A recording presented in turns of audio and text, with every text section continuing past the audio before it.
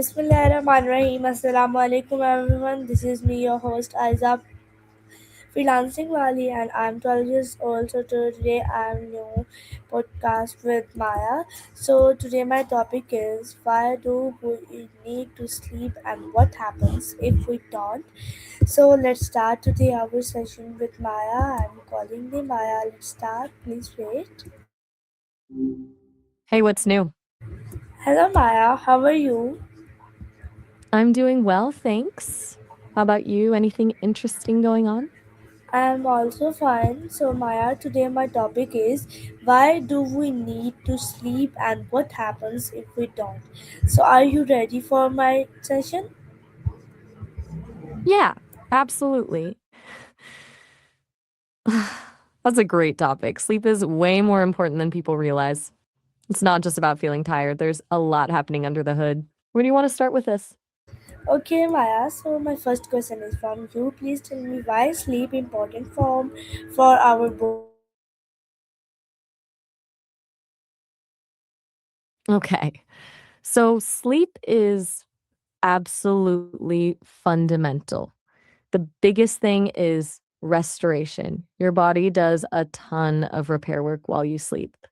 Muscles get rebuilt, tissues heal, energy stores are replenished, and there's brain maintenance. While you sleep, your brain cleans out toxins that build up during the day. It's literally flushing out the waste products of being awake. Sleep also consolidates memories, essentially deciding which experiences get stored and which get forgotten. That's why learning something new and then sleeping on it helps so much. And your immune system gets a boost while you sleep too, strengthening your defenses against illness. It's kind of wild how much your body and mind depend on those hours of downtime.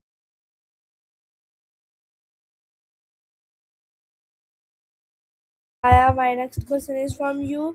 Please tell me how does sleep help our brain? Please. So, your brain does some seriously important housekeeping when you sleep.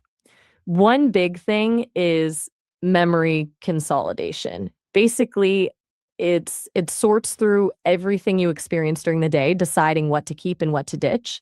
That's why sleep helps you learn better because it's literally wiring new information into your brain. Another key process is this waste removal system they've discovered recently, kind of like a lymphatic system for the brain called the glymphatic system. This system only really kicks into high gear when you're asleep, flushing out toxic byproducts that build up. Finally, sleep helps with emotional processing. Your brain can calm down during sleep and process feelings from the day without all the usual emotional charge. So, sleep helps with everything from learning to staying sharp to emotional well being. Okay, Maya, my next question is from you. Please tell me how does sleep repair our muscles? Please give me answer. All right. So, your muscles actually get tiny micro tears during any kind of physical activity, even just regular movement. When you sleep, your body releases growth hormone, which is basically repair central. This hormone helps rebuild those muscle fibers that got damaged during the day, making them stronger than before. Mhm. Proteins are also super important here. Your body breaks down proteins from your food during the day, then rebuilds them during sleep to repair muscle tissue. But it's not just about growth hormone and protein. Sleep also reduces inflammation. Chronic inflammation prevents muscle recovery. So, if you're not getting enough sleep, you're hindering that natural repair process and your muscles won't recover properly, making workouts less effective and potentially increasing injury risk. For your great answer. So my next question is from you. Please tell me why do we feel sleepy at night? Please. That's a really good question. It's controlled by a few different things working together. The main driver is your circadian rhythm, basically your internal body clock that regulates sleep wake cycles. Your brain starts producing melatonin when it gets dark, signaling to your body it's time to wind down. Then there's something called sleep pressure. The longer you're awake, the more this pressure builds up until you feel compelled to sleep. Certain neurotransmitters help promote sleepiness while others keep you alert. And of course, environmental cues like temperature and light play a big role. Think about how cozy it feels when you're warm and in a dark room. Your body picks up on those signals too. It's actually pretty fascinating how many biological processes all coordinate to create that sleepy feeling at night.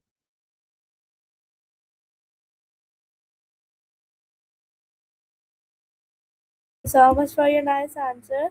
So, Maya, my next question is from you. Please tell me how many hours should Tanger sleep? Please give me.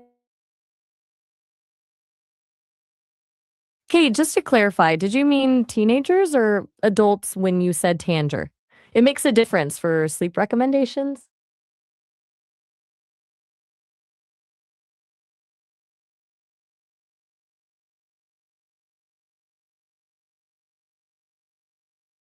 Hello? Still there?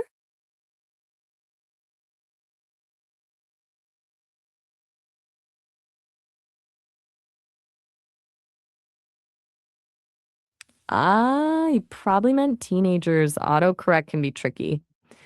Okay, so teenagers actually need quite a bit more sleep than most people realize. Experts recommend 8 to 10 hours per night for teens. Sleep needs vary somewhat person to person, but that's the sweet spot for most adolescents. Their bodies and brains are still developing rapidly during this period, and that sleep is crucial for physical growth, brain development, and overall health. It's especially important for academic performance and emotional regulation, too.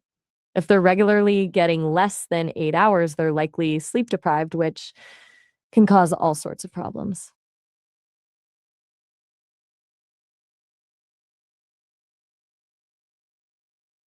So, Maya, my next question is from you. Please tell me what happens in the brain during deep sleep. Please give me answer, Maya. I'm waiting. Okay, so during deep sleep, also known as slow wave sleep, some really amazing things are happening in your brain. Brain waves become super slow and synchronized. It's the most restorative phase, which is when your body's tissues repair themselves and when growth hormone is released. The glymphatic system, that brain waste removal thing we talked about earlier, works overtime during deep sleep. And interestingly, it's harder to wake someone up from deep sleep. When you're in deep sleep, your brain is consolidating declarative memories, things like facts and events. So it's literally solidifying what you've learned throughout the day. Your heart rate and breathing also slow down during deep sleep. It's a really important part of the sleep cycle for both physical restoration and mental function.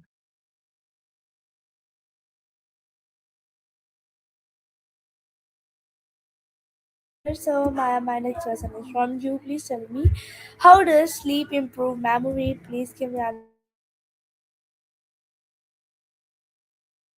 Sleep improves memory in a couple of key ways. First, during deep sleep, your brain is actively transferring information from short term to long term storage, basically consolidating the memories. Then, during REM sleep, that's the stage where you dream, your brain replays and processes experiences from the day. Kind of like hitting save on a computer after working on a document. Sleep deprivation actually disrupts this process, making it harder to learn new information or recall things accurately. So basically, when you're trying to learn something new, getting good sleep afterwards helps solidify it in your brain instead of it just fading away. Brain is doing this work in the background while you're sleeping.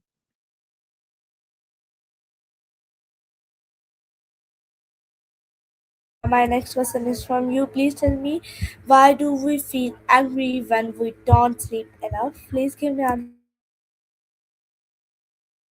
That's a really smart question, actually. But sleep deprivation throws your emotional regulation totally off. The amygdala, that's the part of your brain that processes emotions like anger, fear, and stress, gets super reactive when you're tired. At the same time, the prefrontal cortex, the part of your brain that helps control impulses and rational thinking, is weakened. So basically, you're more sensitive to negative emotions and have less control over how you react to them. Your threshold for getting irritated is just way lower. Even small frustrations can feel much bigger when you haven't had enough sleep. It's like being emotionally raw and easily triggered. Makes sense why people can get snappish when they're running on empty. So, Maya, my next question is from you. Please tell me, how does sleep protect us from illness? Please give me answer. Okay, so sleep really boosts your immune system in a few different ways. First, your body produces something called cytokines while you sleep. They're like little messengers that help fight inflammation and infection. When you don't sleep enough, your cytokine production drops, making you more vulnerable to getting sick. Your immune cells are also more effective when you're well rested, better able to detect and respond to invaders like viruses and bacteria. Sleep deprivation actually suppresses immune function. So even if you're exposed to something, your body is less able to fight it off. That's why people who consistently don't get enough sleep are more likely to catch colds and other illnesses. It weakens your natural defenses. Sleep really is one of the best medicines you can get.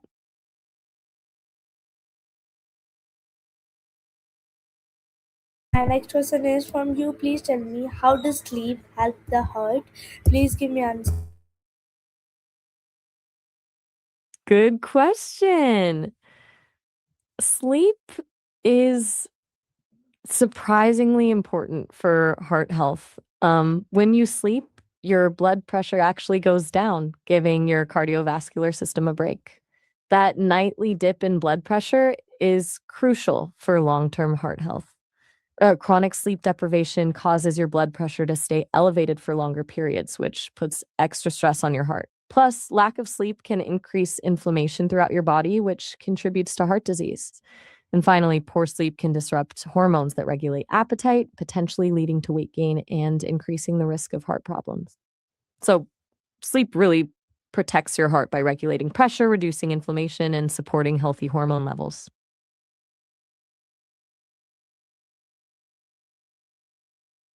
Thank you so much for answering. My next question is from you. Please tell me, why do growing children need more sleep? Please give me answer. Well, growing kids need more sleep because that's when a lot of the really important developmental work happens. Their bodies are literally building and repairing at an incredibly fast pace. Bone growth, muscle development, immune system strengthening, all those things require a lot of energy and restoration that only happens properly during deep sleep. Plus, the brain is going through huge changes too, forming new connections and strengthening existing ones as they learn and grow. Sleep is like the scaffolding for brain development. Their brains also need more time for those memory processes we talked about earlier to consolidate learning and skill acquisition. Little bodies and brains need more time to rebuild and recharge compared to adults. That's why adequate sleep is so essential for a child's overall development.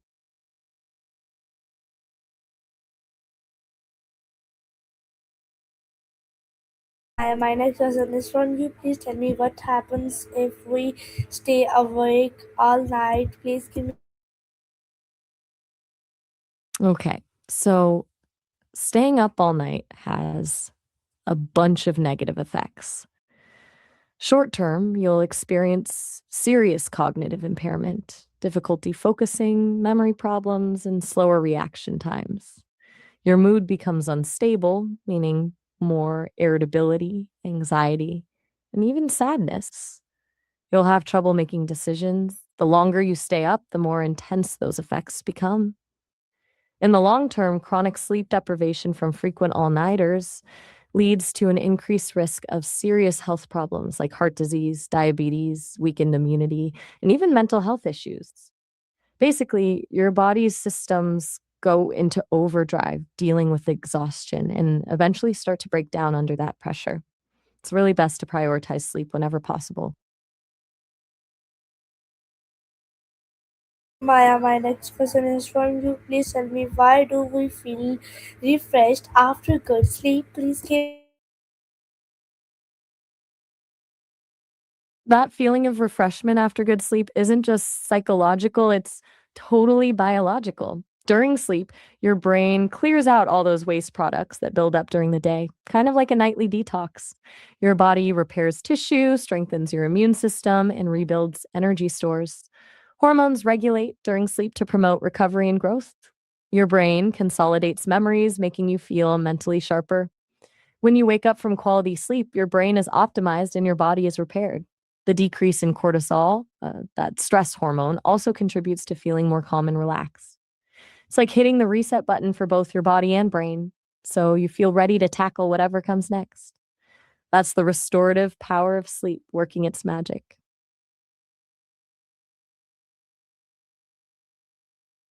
I'm very appreciate your answer. So please tell me, how does using phones at night affect sleep? Please give me answer, Maya. Yeah, that's a huge one. The biggest problem with using phones before bed is the blue light they emit. That blue light suppresses melatonin production. That's the hormone that tells your body it's time to sleep.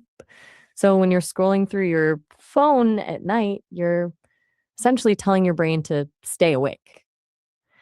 Not only that, but engaging with stimulating content like social media or news can increase your mental and emotional arousal. Even if the blue light wasn't an issue, the mental stimulation keeps your brain wired when it should be winding down. The recommendation is to put away screens at least an hour before bedtime to give your body and brain time to calm down and prepare for sleep.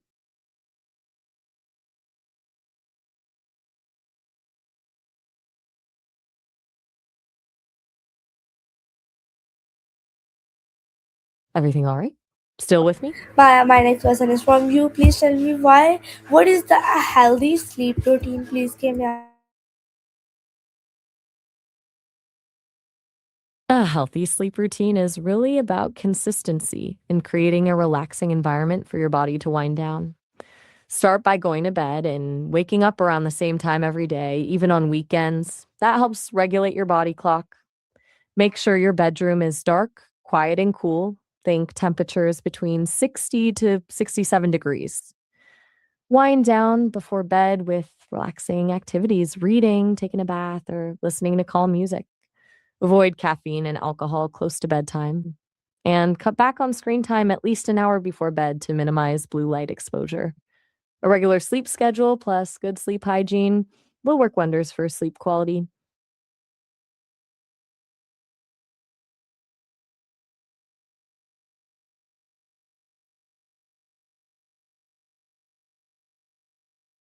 Okay, are you still there or Maya, did we my get cut next off? question is from you. Please tell me, what are dreams and why do we have them? Please.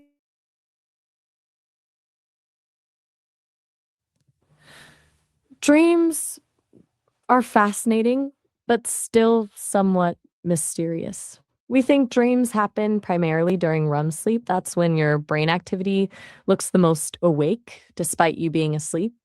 Scientists aren't fully sure why we dream, but there are a few leading theories. One idea is that dreams help process emotions, work through problems, and consolidate memories. Another is that dreaming helps the brain practice threat response, like running from danger. Our brains are actually quite active during dreams, and some think this activity helps maintain brain function. The content of dreams can be influenced by everyday thoughts and worries, or they can be totally random. Often they're a mix of both. Regardless, dreams seem to play some kind of role in emotional regulation and cognitive processing.